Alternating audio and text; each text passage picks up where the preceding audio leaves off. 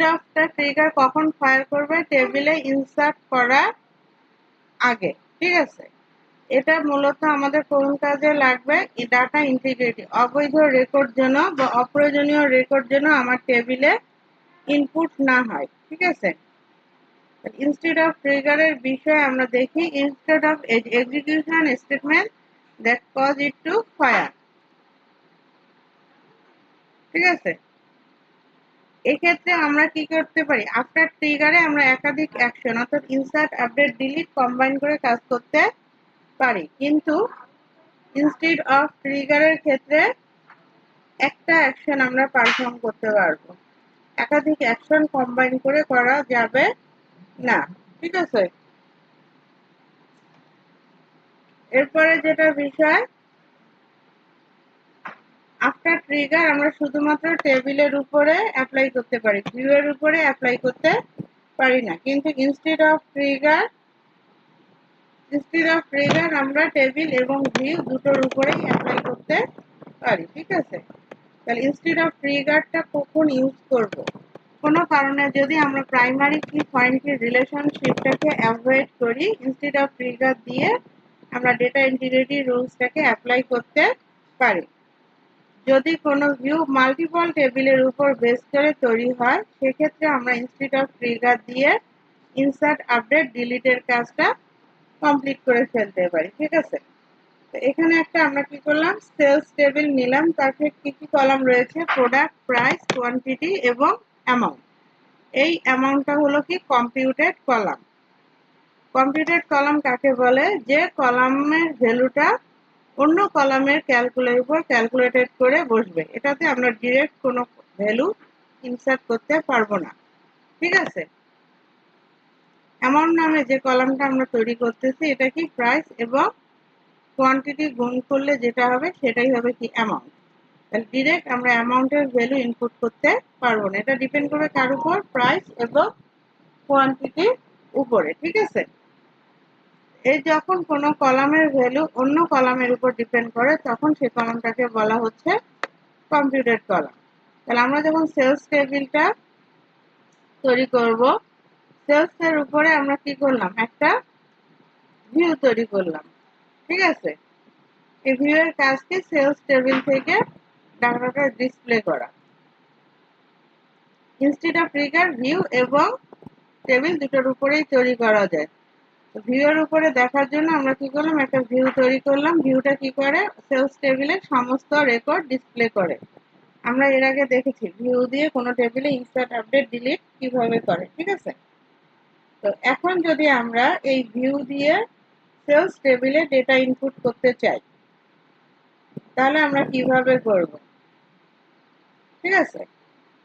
তাহলে অ্যামাউন্টটা কি হবে? আমার ইনস্টেড অফ ট্রিগার দিয়ে আমরা কাজ করব।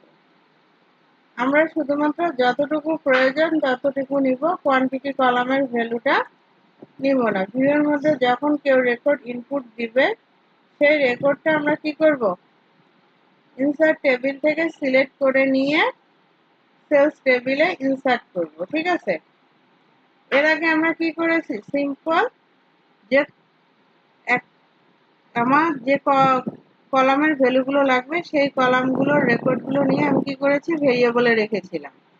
আর এখানে কি হচ্ছে? যা আসবে সেগুলো নিব, হুবহু সেগুলো বসবে। এই জন্য এখানে আলাদা ভেরিয়েবলের প্রয়োজন নেই। ডাইরেক্ট আমরা কি করলাম? টেবিল থেকে কলামগুলো সিলেক্ট করলাম। তবে সেক্ষেত্রে অবশ্যই নাম্বার অফ কলাম সিমিলার এবং সিকুয়েন্সিয়াল হতে হবে, ঠিক আছে। তাহলে এই প্রসেসটুকু আমরা এক্সিকিউট করার জন্য কি করব? টেবিলটাকে তৈরি করব। তাহলে আমরা আরেকটা নতুন কোয়েরি উইন্ডো নিলাম, সেলস টেবিলটাকে তৈরি করে নিলাম, ঠিক আছে। তাহলে এখানে কিছু আমরা ডামি রেকর্ড দেই, ইনসার্ট ইনটু সেলস, ঠিক আছে। তো যেহেতু আমি অ্যামাউন্ট কলামের ভ্যালু দিব না, তাহলে আমাকে কি করতে হবে? কলামের নামগুলো লিখে দিতে হবে। একটা হলো কি প্রোডাক্ট, প্রাইস, কোয়ান্টিটি। তাহলে ভ্যালুসে আমরা কি দিব? প্রোডাক্টের নাম ভার্কা, তাহলে প্রোডাক্টের নাম দিলাম P1, P1 এর প্রাইস দিলাম 500 টাকা, কোয়ান্টিটি কত 50।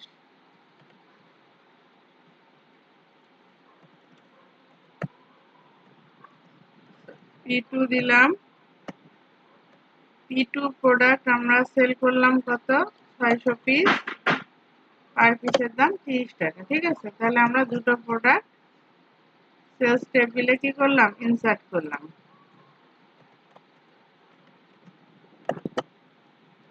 তাহলে আমরা সিলেক্ট করে দেখি ডাটাটা, সিলেক্ট extract from sales। ঠিক আছে, তাহলে আমার দুটো রেকর্ড ইনসার্ট হয়ে গেছে। ঠিক আছে, সেলস এবং কোয়ান্টিটি মাল্টিপ্লাই করে অ্যামাউন্ট টেবিল কলামে আমার ইনপুট হয়ে গেছে। এখন আমাদের টার্গেট হলো কি, আমি ভিউ দিয়ে এই ইনস্টিড অফ ট্রিগারটা আমাদের মেইনলি প্রয়োজন হয় যদি আমি আনওয়ান্টেড রেকর্ডকে রেস্ট্রিক্টেড করে দিতে চাই, কিংবা ভিউ দিয়ে আমি ইনসার্ট আপডেট ডিলিটের কাজ করতে চাই। ভিউয়ের মধ্যে আমার অনেকগুলো কলাম থাকতে পারে, কিন্তু আমি সবগুলো কলামের আমার প্রয়োজন নেই, বা একাধিক টেবিলে আমি ইনপুট করব, আপডেট বা ডিলিট করব, তখন আমি ইনস্টিড অফ ট্রিগারটা ভিউয়ের উপরে তৈরি করে থাকি। ঠিক আছে, তাহলে এখানে আমরা একটা ভিউ তৈরি করি, ক্রিয়েট ভিউ সেলস ভিউ। ঠিক আছে, তাহলে ভিউ তৈরি করার নিয়ম আমরা কি জানি, as statement select extract from sales। ঠিক আছে, এতটুকু আমার ভিউ তৈরি হয়ে গেল। তাহলে এবার আমরা ভিউটাকে সিলেক্ট করি, select extract from sales view। ঠিক আছে, এবার তাহলে আমরা এই সেলস ভিউর উপরে ইনস্টেড অফ ট্রিগারটা তৈরি করব। তাহলে আমাদের গো দিয়ে ব্যাস শুরু করলাম, ক্রিয়েট ট্রিগার সেল ইনস্টেড। ঠিক আছে, এরপরে কি, কোন টেবিলের উপরে, তাহলে অন, আমাদের ভিউ এর নাম দিব সেলস ভিউ। ঠিক আছে, তারপরে এটা কার কোন ট্রিগার, ইনস্টেড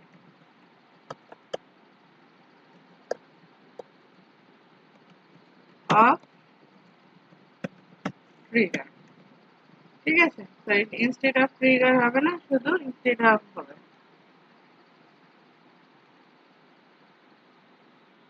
ঠিক আছে, ইনস্টেড অফ অ্যাকশনের নাম হবে ইনসার্ট অ্যাজ বিগিন এন্ড। তাহলে এখানে আমরা কি দিব, আমরা কি করব, ইনসার্টের টেবিল থেকে রেকর্ড নিয়ে কোথায় দিব, সেলস টেবিলে দিব। আমরা কি জানি, এটা হলো ইনসার্ট হওয়ার আগে হলো এক্সিকিউট হবে, তাহলে ইনসার্ট ইনটু সেলস। ঠিক আছে, তাহলে এখানে সেলস টেবিলের কলামের নামগুলো আমরা এখানে উল্লেখ করে দেই, কি কি ছিল আমাদের, প্রোডাক্ট প্রাইস কোয়ান্টিটি। ঠিক আছে, আরেক টেবিল থেকে রেকর্ড আনতে গেলে কি দিব, সিলেক্ট, ঠিক একই কলাম ফ্রম ইনসার্টেড। ঠিক আছে,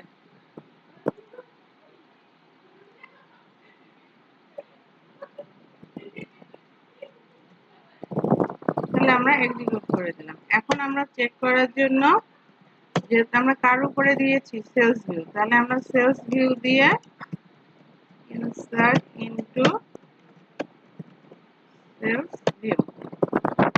ঠিক আছে, ভ্যালু, তাহলে আমাদের এখানে কি কি লাগবে, প্রোডাক্ট প্রাইস কোয়ান্টিটি। তাহলে আমরা P3 নামে একটা প্রোডাক্ট ইনপুট করলাম। ঠিক আছে, তার প্রোডাক্ট হলো 450 টাকা, কোয়ান্টিটি হলো 45 টাকা। এখানে আমরা একটা রামসাম একটা অ্যামাউন্ট দিয়ে দিলাম। তাহলে এখানে কি বলছে, column name or number of supplied values does not match.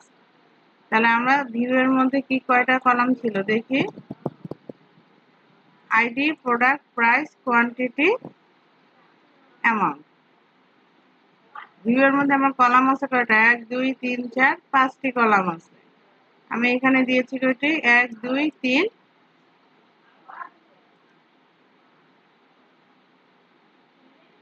4টা কলাম। তাহলে আমাকে এখানে কি করতে হবে, কলামের নামগুলো উল্লেখ করে দিতে হবে। তাহলে কি দিলাম, প্রোডাক্ট, প্রাইস, কোয়ান্টিটি। তাহলে আর আমরা অ্যামাউন্ট এখানে দিলাম না, বা দিলেও এটাতে কোনো কার্যকারিতা হবে না, কারণ আমরা এখানে নেইনি। ঠিক আছে, এবার আমি সিলেক্ট হিস্টোরি ফ্রম সেলস।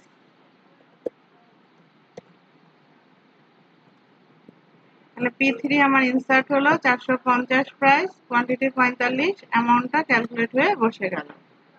ঠিক আছে, তাহলে এটা হলো instead of trigger. Instead of ট্রিগারের বিষয় হলো আমি কার উপর কাজ করব, ইনসার্ট। তাহলে ওই টেবিলে ইনসার্ট স্টেটমেন্ট এক্সিকিউট হওয়ার আগে এটা আমার এক্সিকিউট হবে। তো প্রাইমারি কি, ফরেন কি দিয়ে আমরা রিলেশনশিপ করি, এবং প্রাইমারি কি এ যদি ভ্যালু না থাকে ফরেন কি এর ওই ভ্যালুটা নেয় না রিলেশনশিপ দিলে। যদি এরকম হয় যে আমি রিলেশনশিপ দিব না, ট্রিগার দিয়ে ইনসার্ট করব, সেটাও পসিবল। ঠিক আছে, সেক্ষেত্রে আমাকে ইউজ করতে হবে ইনস্টেড অফ ট্রিগার।